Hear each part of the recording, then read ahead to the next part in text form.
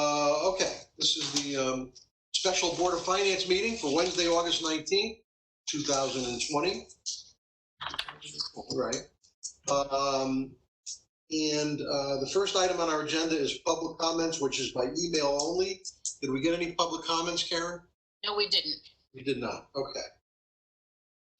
Then we have funding requests. Okay. The first funding request is from Anthony Genovese, and it's a line item transfer.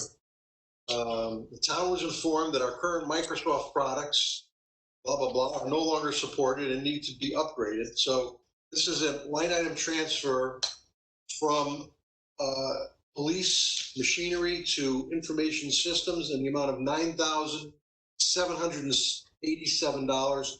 And I will move acceptance of line item transfer 2021-02 in the amount of $9,787. I'll second that. Anyone add to that, Tony, or it's pretty self-explanatory? Yeah, it's something that came up sooner than we thought, and that's what wasn't in the budget. And the project that we're transferring from is a project that is no longer finished, it's completed. Okay, all right, so the money. Yeah.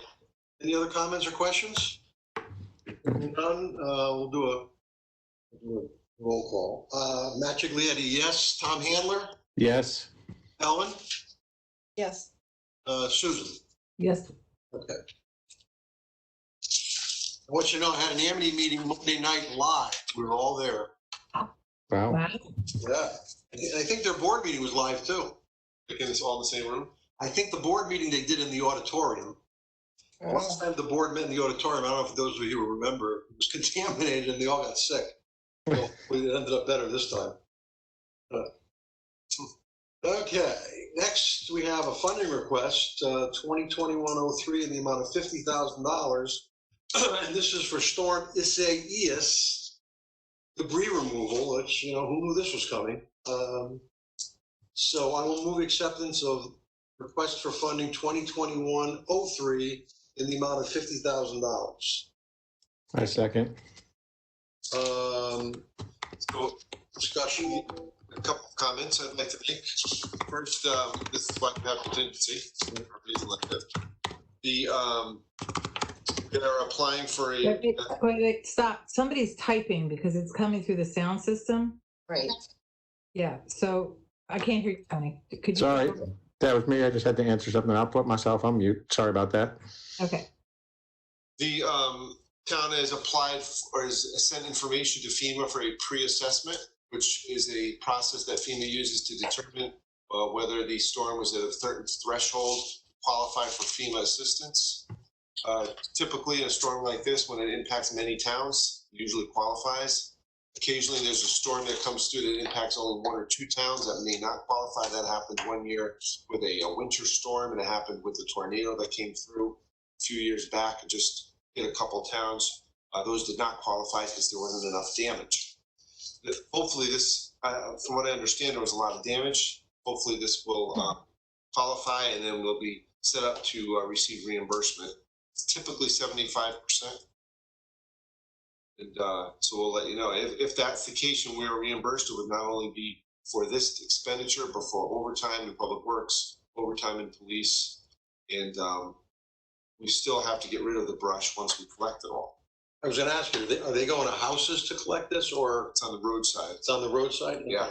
So if you put your brush out to the curb and it's of a certain length, certain, can't be a huge, got to be a certain size, they'll pick it up for you. Okay. Tony, I was wondering if it includes or might include grinding it so there's like mulch available for town residents? Yes, this will include grinding it. We haven't gotten that far yet, but yes, this will include grinding also. Great. Anything else? So we can, if we get reimbursed, you could always reimburse contingency. Yeah, absolutely. Yeah. Karen, there's no place for me to sign. Wasn't set up. Karen? Just sign it. This date and sign, and then you'll fill it in? Yep. All right, all those in favor? Magically Eddie, yes. Tom? Yes. Yes. Ellen? Yes. Susan? Yes. Okay, let me just sign that.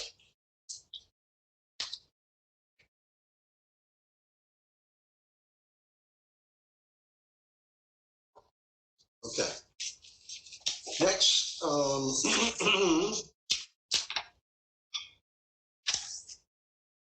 we approved and the town approved a new pumper truck, and it's coming in. And so we have to, what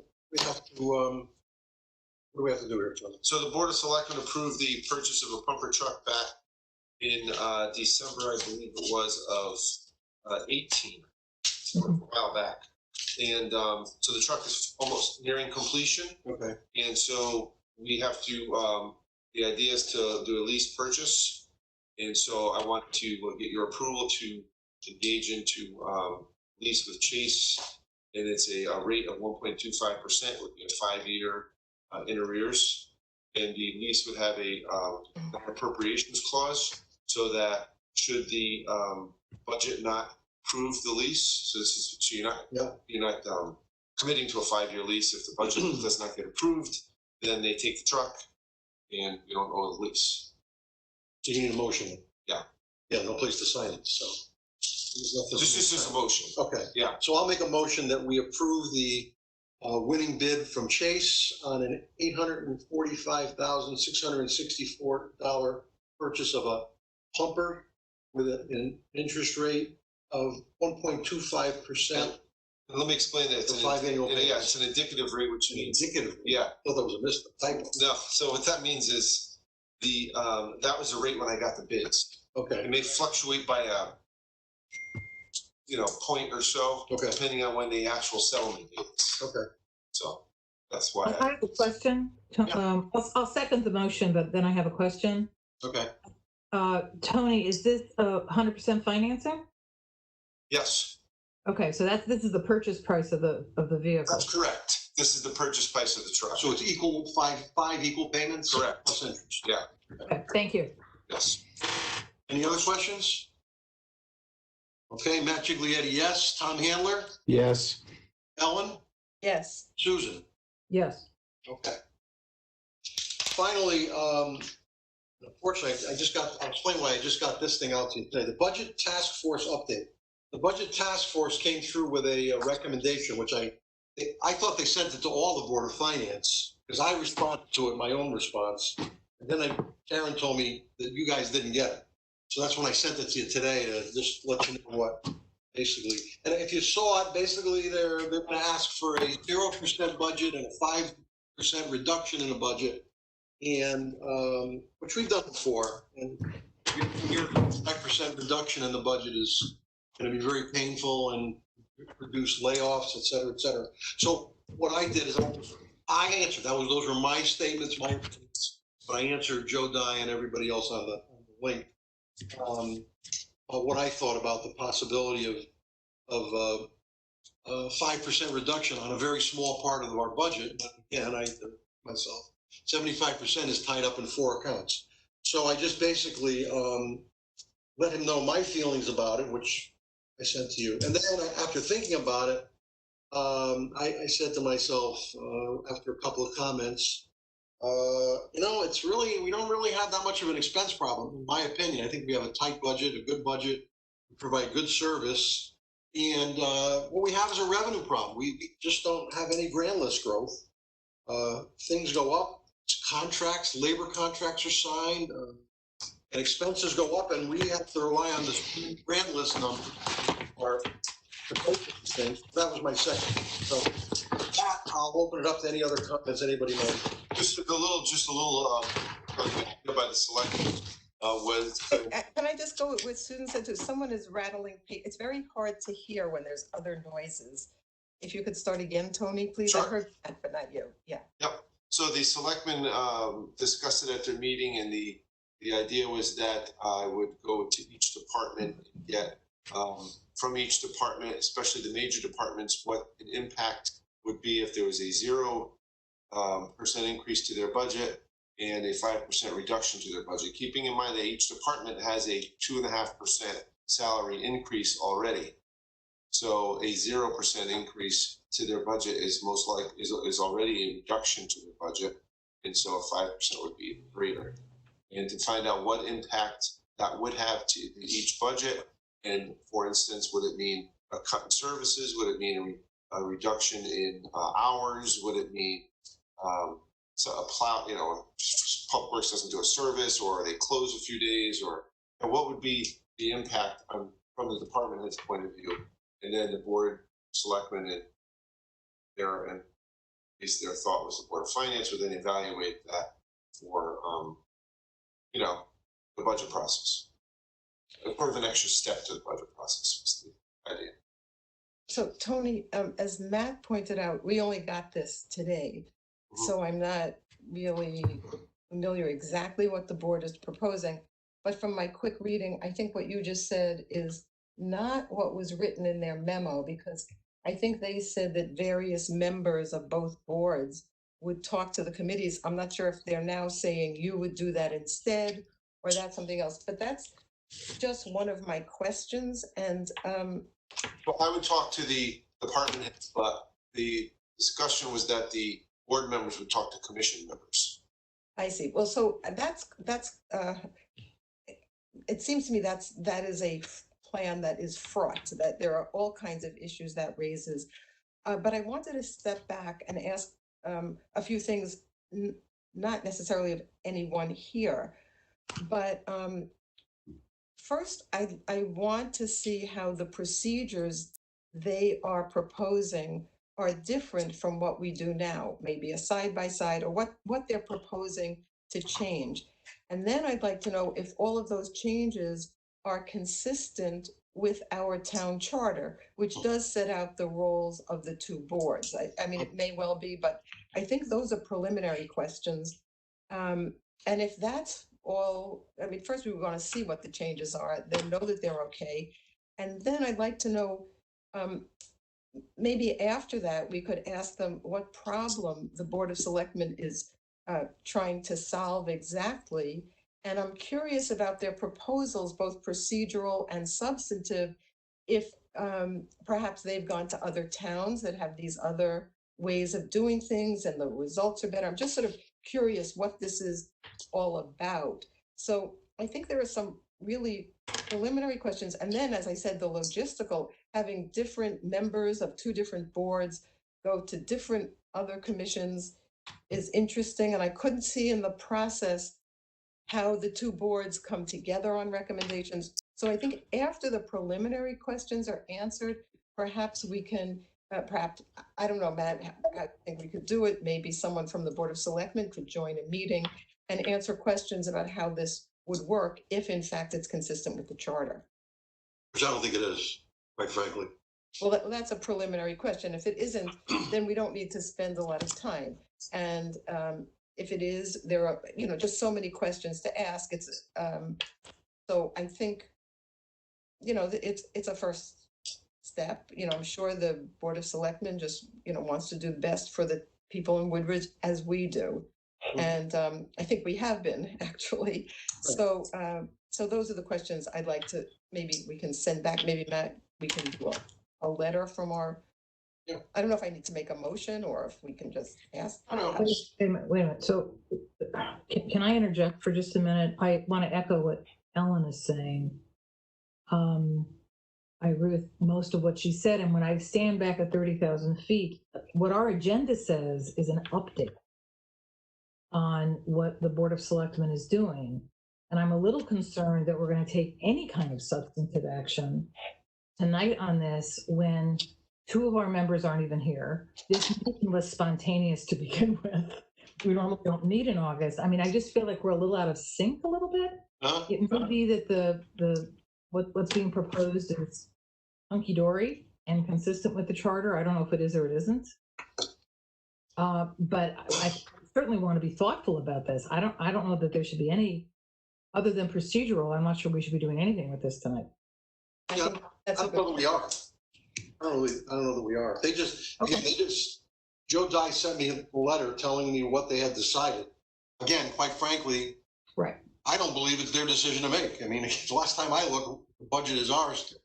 But they did this without consulting with us, and they started this task force, and whatever they met, there's no minutes available. I tried to read minutes, and they came up with this idea, which I'd like to think we should have maybe been consulted on it and whatever, but we weren't. So I just, like I said, I just sent you the letter that sent to me, and I sent you my response.